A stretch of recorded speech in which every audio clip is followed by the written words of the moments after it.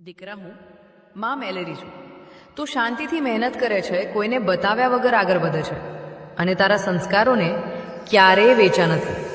યાદ રાખજે, સફળતા માત્ર નામ અને પૈસાથી નથી આવતી. સફળતા એ છે જ્યારે તારું મન શુદ્ધ હોય, વિચાર પવિત્ર હોય અને આત્મા શાંત હોય. જે સહન કરે છે, જે ધીરજ રાખે છે, જે ખોટા રસ્તે નથી જતો, એના માટે હું પોતે દરવાજા ખોલું છું. તું જે દુઃખ ભોગવી રહ્યો છે એ તારી સજા નથી, એ તારી તૈયારી છે.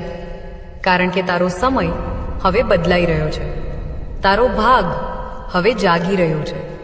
અને હા, જો તું પણ સાચા દિલથી મારી ભક્તિ કરે છે તો વિડીયોને એક લાઈક કરજે અને કોમેન્ટમાં મારું નામ જરૂર લખજે.